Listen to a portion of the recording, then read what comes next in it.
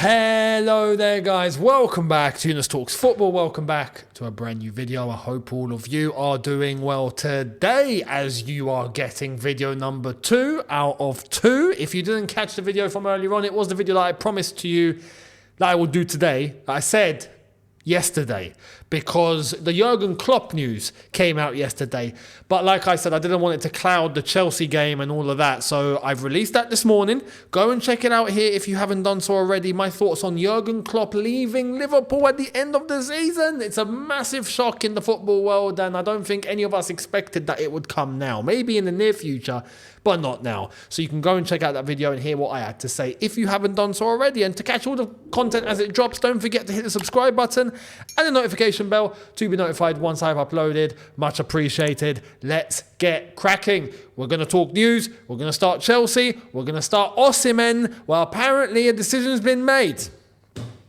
Let's get into it. Here it is. From Sasha Tavolieri saying, Chelsea FC, the chosen club for Victor Osimhen. We were already talking about that case in June 2023. He has basically come out and said that Osimhen wants Chelsea and has chosen Chelsea as the club that he's heading to. Now, it's funny. I want to talk about two sides to this. The one side is that obviously everyone's waiting, right? What's going to happen? It's definitely not happening in January. Of course, we've already come to that conclusion. But what's going to happen in the summer? Is he going to move? Then there are some people. There are some. And Sasha's basically confirming for those people that have said for quite some time, it's done. Don't worry, it's done. Like Osimhen has already decided it's Chelsea. Done. Even before he negotiated this new deal with the release clause with Napoli, there were some who were not very popular, but there are some that are going, listen, he's decided Chelsea, it's done. You will see. And that's been the common thing. The common thing from I think there's about maybe 3 of them or so that have said, you'll see. And I'm just like, how can you be so sure? Like, if it was like certain right now, we would have heard, right? Surely. Well, now we're starting to, apparently, maybe he has decided it's Chelsea. Maybe he's already got that in his head in terms of what is going to be done. And there's not going to be anyone stopping him either. Why? Because there is a release clause. So all Chelsea will have to do is trigger the release clause, talk straight to the player. Done. So that helps, but you need to pay the money, which is what I'm hoping Chelsea will do when they do it correctly, right? Because Chelsea have to, listen, if Chelsea want to get themselves to a level that is deemed respectable, right? Back to a level where we are competing at least, right? Then we need to add some pedigree into this team, and that's going to come at a little price. That's not going to come for free, right? We've spent $1 billion and whatnot, understandable, but there is no other option. Or we wait for 4 or 5 years and see what happens. But that's not sustainable. So some people would argue it is sustainable. Well, no, not if the team is going to suffer. Because the league position will just keep suffering, and that's just will be mid-table forever. When it comes to Victor Osimhen, there are some people that doubt Victor Osimhen. Like, no, he's not as good as people think he is. He's not. I'm like, listen, you know what? I hear the concerns, right? Because when you're looking at who is absolutely prolific, right, when it comes to the strikers, who's just creme de la creme, you just know. Well, Haaland, Harry Kane. You could argue Victor Osimhen is in that bracket, but some believe he's not. Well, if we're actually even thinking of putting him into that bracket, then that's already a good sign. At the end of the day, strikers, whoever it is, will end up missing. Yeah, I see like, Victor Osimhen missed one chance at AFCON. All of a sudden, he's rubbish. Like, no, that's not how it works. But what is worrying in a striker is when he misses loads in a row. And then he gets the odd goal, but then he misses loads again. That's where you want to be more prolific than your misses. It's not to say you can't miss, though. Erling Haaland misses. Erling Haaland's missed sitters. Right? Do you remember that, what was it, the Community Shield, when he played and he missed an absolute sitter? He was right in front of the goal. I think he hit it over the bar. It doesn't mean he's rubbish. Criticised for that, absolutely. But then look what he went on and did, like immediately after. It's about your consistency, and it's about how much you deliver in a certain time frame. That is the most important thing.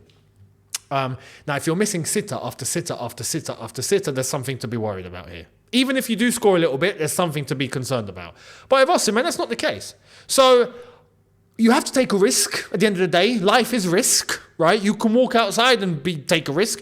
Who knows? You might get hit by, I don't know, something might come off a building and hit you in the face. Who knows? Who knows? There's always a risk. You might cross the road at the wrong moment. Who knows? So it's always a risk. It's about managing your risks. So it's about risk management. It's about making sure that your potential reward completely outweighs your possibility of risk, your possibility of something going wrong, the risk. So that's that. Victor Osimhen, we'll see what happens, but it is starting to look like more and more that it is going to be Osimhen and Chelsea in the summer. So let's wait and see. Let me know your thoughts down below.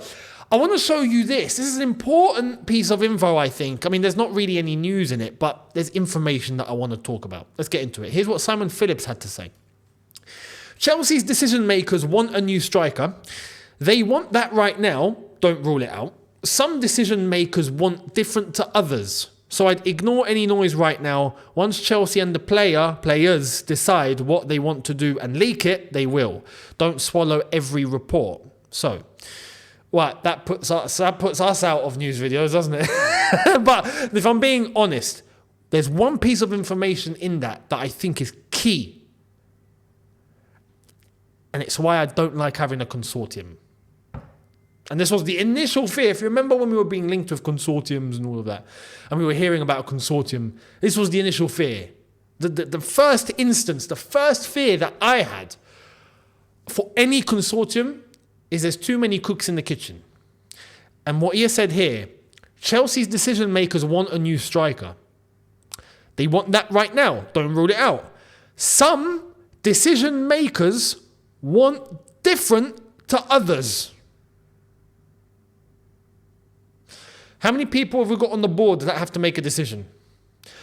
How many people have we got that are owners? How many sporting directors do we have? Not even one, we got two. There's too many cooks in the kitchen. And then you get to a big decision like this. It's a big decision.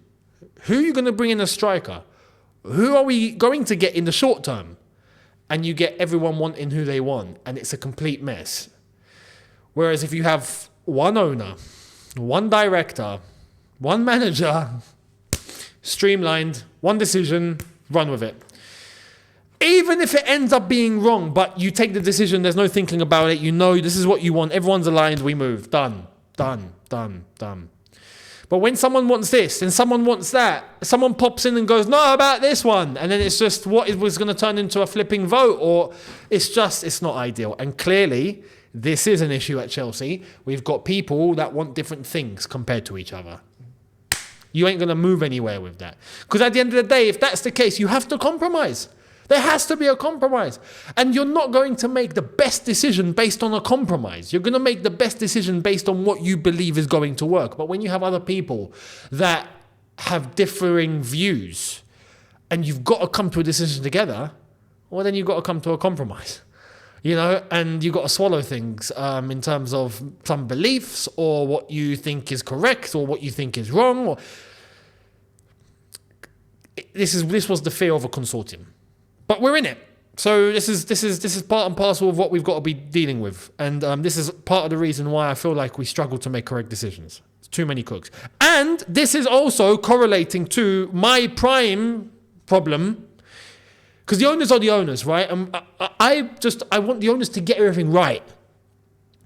But one thing that they can get right is to sort out the sporting directors. Why have we got two?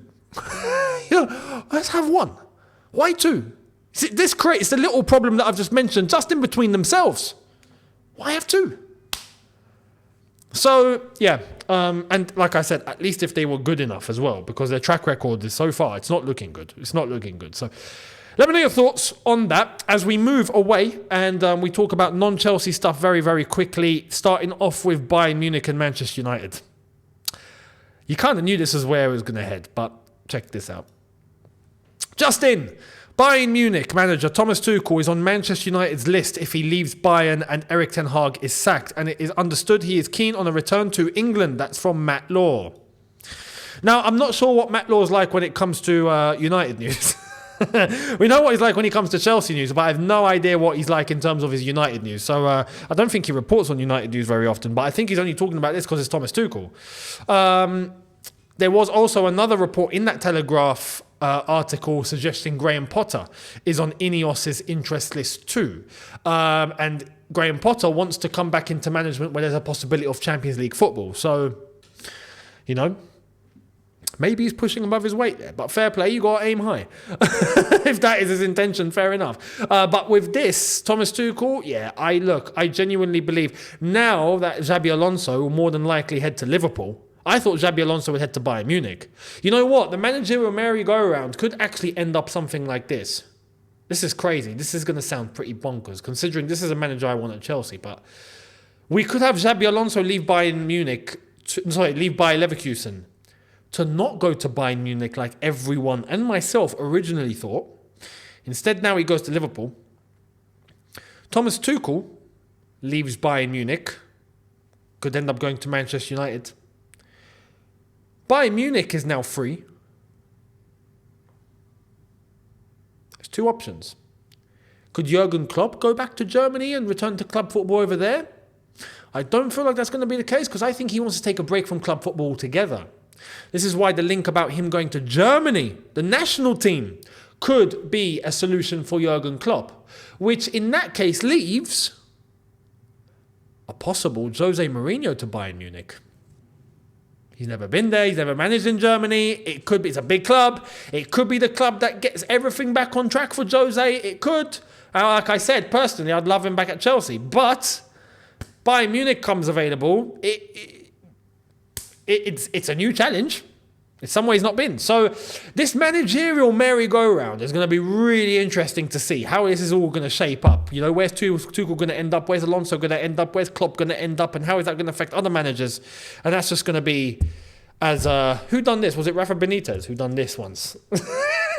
On the touchline. And no one knew what he was saying. But yeah, we'll see. We'll see. That's Thomas Tuchel. There has been the rumour and the thought that he could possibly go to Manchester United and God forbid. God forbid. If he goes to United, I genuinely think he gets them back on track. So let's see what happens. Now, talking about United, this goalkeeper looks like he's finally found a club, which is quite surprising considering that he's actually a decent goalkeeper. This is shocking. Here we go. Check this out. David De Gea has agreed to join Saudi Pro League side Al Shabab. De Gea has been without a club since he left Man United in July 2023. I'm actually pretty surprised. He's been a free agent for this long. De Gea. Crazy. Crazy what happens. But off to Saudi he goes. Go and get the bag. He'll finish off his career there, I'm pretty sure. He's not got much time left anyway. So David De Gea, going to get the money. Good luck to him. And this deserves a mention. Got to mention this. Maidstone United saying this is huge, this is massive, this unbelievable. Maidstone United are going into the 5th round of the FA Cup. I love this club. Big up to Maidstone United who managed to get through to the 5th round of the FA Cup by beating Ipswich Town at Ipswich. Unreal. And if you want to see the stats, right? This is brilliant. Check this out. If we can get this, look at this.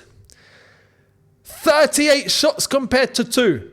13 of them on target compared to 2. But I finished 2-1 to Maidstone. Brilliant. Absolutely brilliant. Now, to give you context, Ipswich, who are currently second in the Championship, the second tier of English football, looking to qualify to the Premier League, looking to promote to the Premier League, lost at home to a team that's in the 6th tier of English football, the National League South. There's the Premier League, there's the Championship, there's League 1, there's League 2, there's the National League, and then there's the National Leagues North and National League South. Those are both on the same tier. That's where Maidstone play. And they're not even top of the league. I think they're 4th in like the National League South. They beat Ipswich at Ipswich. Huge congrats to Maidstone. The beauty of the FA Cup. This is the FA Cup. Anything can happen. It's amazing, isn't it? It's amazing what can happen in the cup. So, yeah, let me know your thoughts on that. Huge congrats to Maidstone. Apparently, they played really well too. I didn't watch it, but apparently they played really well. So, fair play, very efficient. 2 shots, 2 on target, 2 goals. Can't ask for more. So, let me know your thoughts on that. Much appreciated. And I will see all of you tomorrow for a brand new one. So, let me know all your comments in regards to Osimhen and this whole strike situation. Too many cooks in the kitchen. Tuchel To United, perhaps. The managerial merry-go-round. Let me know on how you think it's all going to go down. And I will see all of you tomorrow for a brand new one. Thank you all so much for watching, people. Hit the subscribe button if you haven't done so already. Hit the notification bell to be notified once I've uploaded. Smash the like button if you haven't done so already. Much appreciated. And I will see all of you tomorrow for a brand new one. Have a good one, people. See you lot then. Take care. And peace.